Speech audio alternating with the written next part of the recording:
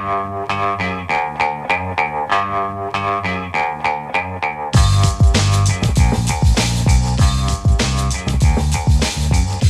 the Brian Lehrer Show on WNYC. I'm Bridget Bergen, filling in for Brian. And to end the show, we continue our membership drive mini-series on the animals we voluntarily share our lives with in our homes, our pets. We've talked about dogs, reptiles, cats, rabbits, and now we're going to talk about fish.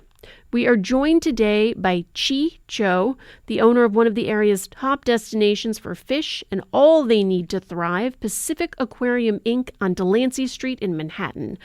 Welcome to WNYC, Chi Cho.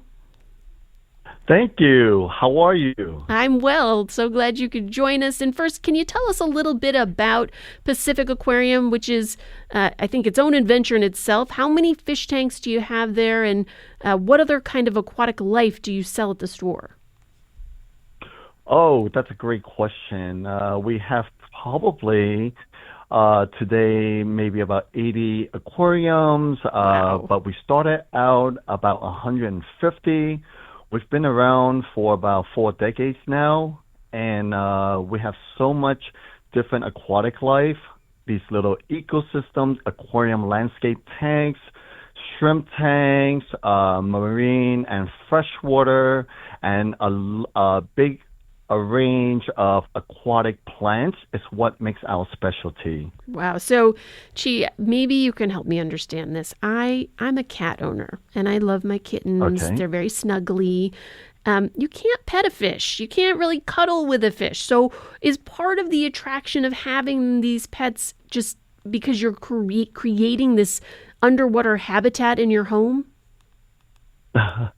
Yes, believe it or not, fish, shrimps have so much personalities, and they are actually very intelligent. The colors, the behavior, what can be combined with what, it's very, very unique. I'm still learning today, being there for decades, and it's just so fascinating. We learn every day. That's what we see. Do you think that then, I mean, if they have these distinct personalities, do they start to recognize who's taking care of them? In some species, such as koi's, yes. Wow. These are found in like ponds, and they could be with the owner for years, and they can recognize you. And there are some species such as cichlids. Cichlids are such as oscars and maybe parrots, and sometimes they can recognize the owner. It's really amazing how intelligent these species are. And forgive me, Chi, are those other types of fish? Correct. Okay. I know that you also have a lot of exotic fish and corals for people, who have maybe some more expertise than obviously I do. But if I'm starting out, where do I start? What's a good option? Another great question. Freshwater is definitely easier. It's between 2 gallons up to 29 gallon is what I recommend as a small homeowner if you don't have a lot of room. But let me make one thing clear and help the public. Having fish in an aquarium is not difficult. It's not difficult at all. It's really about following the 3 steps of rules in fish keeping. And if I can note those 3 things, it will really help the public. First thing is feeding requirements got to be really minimum. Oftentimes when I help customers and see so many problems, it's because the issues are being fed too much. We really feed maybe once every 2 to 3 days. That's all we do. The second part to keep healthier is when we change water, we have to keep a sequence, like change water once to every 2 weeks, but only 1/3. But be careful using the temperature water that we're replacing back. It must be warm. So 1/3 water change every 1 to 2 weeks and replace it back with warm water. And the third thing is please don't overpopulate our tanks. Oftentimes Many people get driven and they get excited. They see a new species, they see new fish, and it's very hard to pull away, like adding another fish or two. And by then, you're overpopulating your fish. On top of which, you have adequate and good filtration. Oh, That yeah. is the key. If you follow those three keys, we'll have a successful aquarium. So, Shi, let me ask you a question about the feeding part of it. I know most fish food comes with instructions like right on the package. Should you be following those instructions? Thank you for asking that question. No, please do not follow those instructions.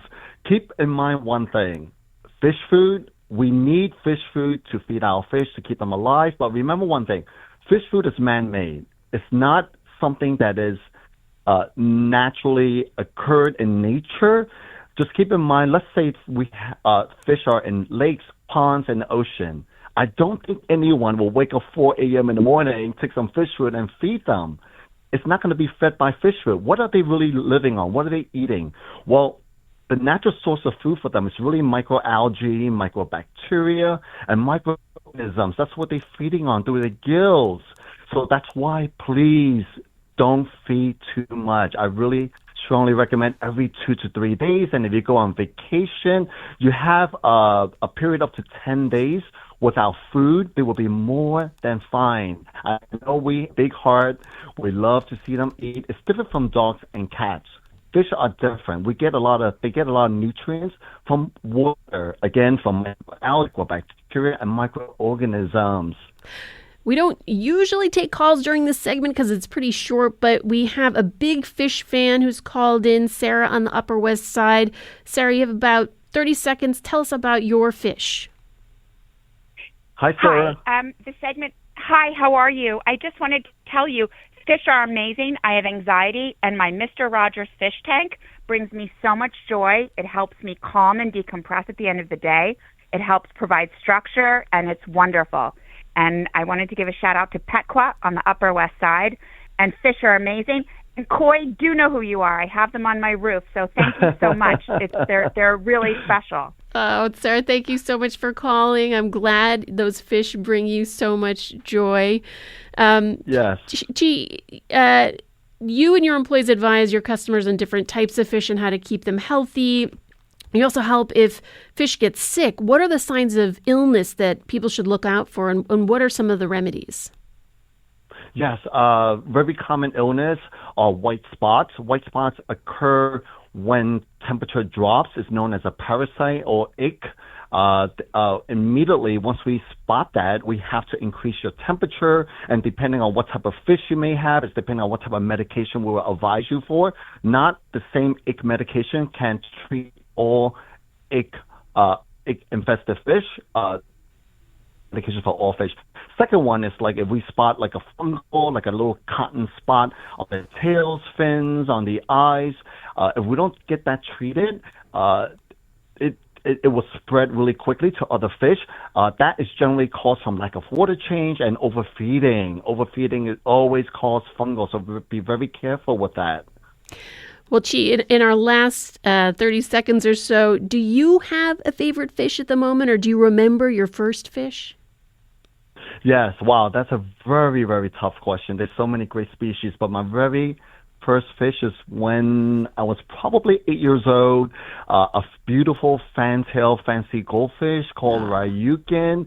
It mesmerized me, and it really got me into what I'm doing today. I'm so driven and so motivated, and it makes me so happy to go to work each day. Well, I want to thank you so much, Chi Cho of Pacific Aquarium Inc. on Delancey Street in Manhattan. Great information for our fish enthusiasts out there. Thank you so much for joining us. Thank you so much. Thank you so much for having me.